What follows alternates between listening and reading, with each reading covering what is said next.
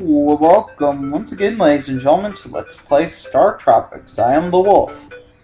As you see me on the same screen that I started off before, instead of having to go to the chapter screen or the title screen or whatever you want to call it, and choosing the character, because I'm pretty much recording this right after the other episode that I recorded, which hopefully, don't know when it'll be uploaded, depends on my computer. If I have time, things like that. I mean, the internet's much better now, so I'm able to do a lot more. And once again, we get some just music that I find absolutely beautiful for this game, for this entire series. You know, there's not too many pieces of music that I'll vouch for in this series, but the music in Chapter 3, I think, is some of the best. And once you get to Chapter 5, you'll hear me talk about music again some more. Really, those are the two chapters I think of for music in this game. For the most part, when I think of this game, for the rest of it, I think about gameplay and just the whole story, all that you have to go through. As you see, we're on this huge graveyard here, and in the original game, this headstone that I'm circling around was not offset from the other ones, so you pretty much had to know where to go to enter. But in ROMs and other reinventions of the game, I'm pretty sure, because I'm pretty sure it's this way on my Wii as well, this gravestones become colored. And maybe it was in the first game for the NES as well, but it wasn't as noticeable. So you really had to know where to go. But now, it tells you exactly where to go. And so that is where I'm going. And now we see bone doggies. And this level, as I stated in the last video, this part of this level is like my absolute favorite now. Just so much to it. So well thought out, so well done, and as a kid it kind of creeped me out, but that's probably just because, you know, I was into scary stuff, and, you know, having a whole game a whole level dedicated to something, you know, creepy and scary was like, oh man. If you notice, I avoided the top there, and as I said, I will not be showing you ways that do not progress the storyline in some way. If you go through the top, it just leads you back out and you have to re-enter. This happened, there are several instances of places like this in this particular part of the chapter. So you pretty much need to know where to go.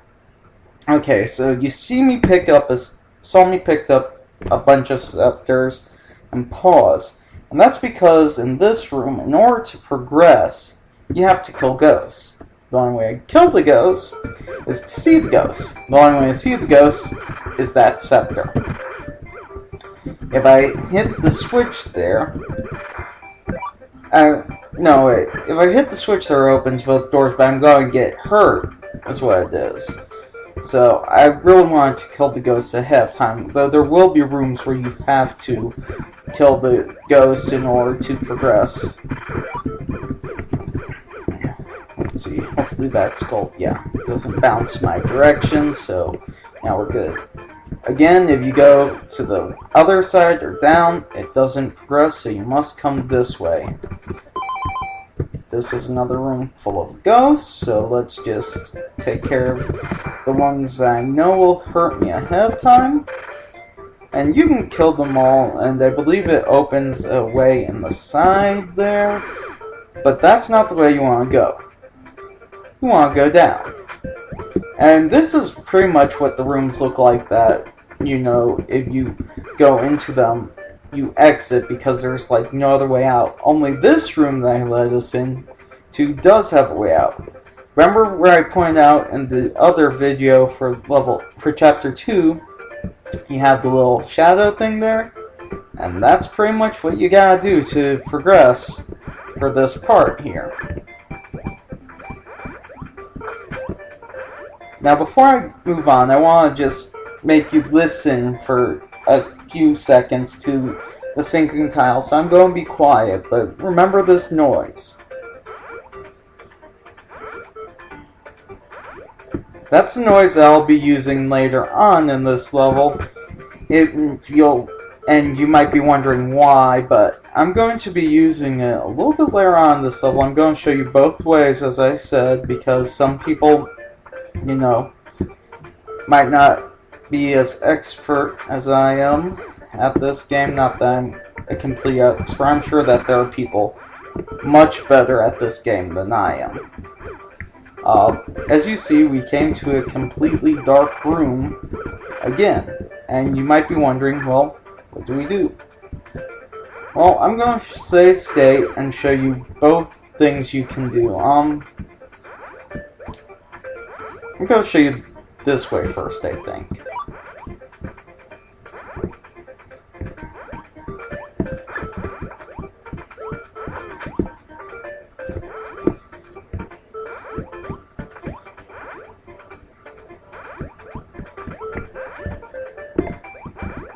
And that's the way that you progress through the room if you are an expert like I am, and you just listen for the switches and are able to if you know the whole layout there, pattern, you'll be able to get through it no problem. And that's pretty much how I've done it for quite some time. I've never had to come do it this way since I was a little child.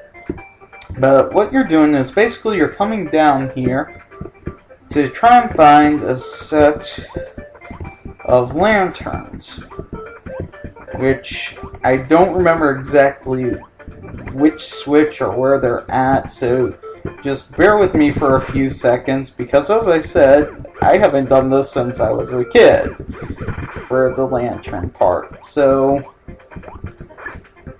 there we go. Of course, it has to be the last one that I touch. So you pick them up, and they'll be in the same place as your scepters. And sorry about that. I really don't want to get hit by mummies. Mummies are some of the more painful things in this game. So turn the lantern on, and you can see the whole place that I went through before, and you can see why I was jumping the way that I did. Now you remember which button to press for that, and how I was able to do what I was able to do before, because now we see everything going on. And you see that what I did was not a fluke or anything like that. It's just really did learn the pattern of this level and learn to listen for those switches. Now, this guy is probably one of the more annoying enemies in this level, because you have to hit him twice before he goes down, and I believe it's called Thing or something like that. Boss music, but ignore that boss music. All that you want to do is you want to go up there. There's nothing else that you need to do in that room. And now, something I haven't told you before, mummies can walk on tiles. As you just saw there. They don't have to do anything. They don't have to jump. They can walk across tiles, which is important information for you to know for later on. So, try your best to be careful when around mummies. So, we keep on going in this whole graveyard. I believe that we really are, I forgot the word, but we're in, one of the places that holds all the bodies, but whatever, I can't remember it. Don't go off to the one way yet. Come this way. Okay, there's nothing, that's our enemy for this one. Okay, let's try and remember. And you see, now we picked up more scepters that way, and scepters are always good and useful to have.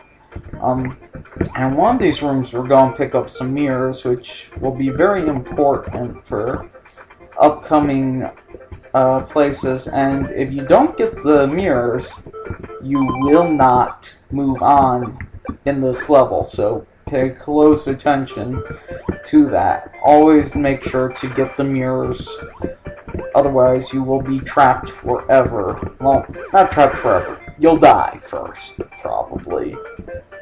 But trust me, it's annoying. You don't want to have to go through all that again. And you probably will go through all that again if you die. I just don't remember off the top of my head where exactly it picks up. Okay, so as you see, we got the mirrors and we have 80 of them. And now, this is what we need the mirrors for. It's like whiz robes. Fun, huh? But I forget what these guys are called. They're like sorcerers or something, and you gotta hit at just the right time, and you want to bounce their spell back at them. That's the only thing that can destroy these guys. Okay, there's gotta be one more. Apparently. Okay. And then we'll switch back to our yo-yo, and we'll move onward. And that was a lot more painful than it should have been for me, but whatever. And can't always help what goes on. Move. Thank you, Mike. Oh, man, I was hoping to avoid that mummy. As you saw, mummies take 1.5 hearts there. And mummies tend to follow you, so you can pretty much just get them going in patterns if you know what you're doing. So that'd be my suggestion for clearing the room easily. I'm probably about to die, so please ignore whatever happens, but that's if I go onward. I'm going to go get some hearts first, which is always a nice thing that they have these special rooms in this game. You saw me pick up bolas and everything before. That will be very important for you to know. Always, by the end of this board, you want to have the bolas and some scepters still. Otherwise, you'll be in big trouble. Oh, and mirrors. You always want the mirrors there. And that's because there are certain characters, as we saw, that can only be hurt by a mirror.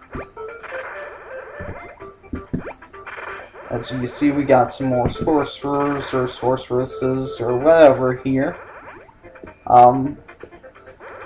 As I said, they kind of do remind me of whiz robes, only in that they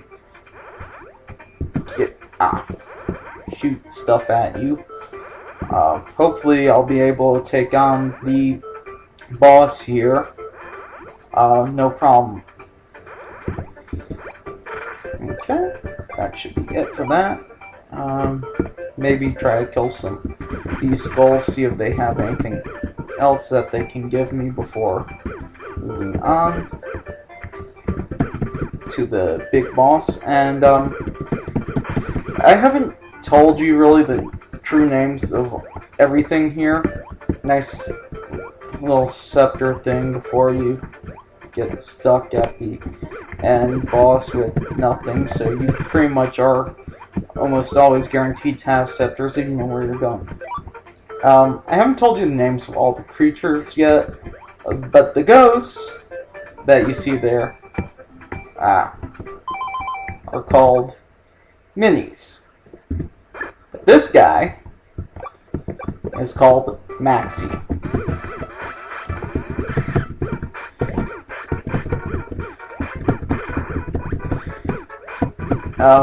Biggest thing that you want to do in this battle is avoid the volcano things, because they take away a full heart's worth of life.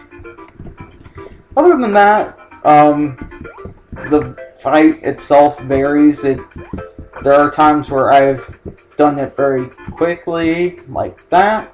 There are times where it's taken me a while, and I've almost run out of bolas before, and had to resort to a yo-yo. The reason you want the bolas, though, is to try and take down the boss quickly, more easily, instead of having to try and get him off to the side and hit him with your yo-yo.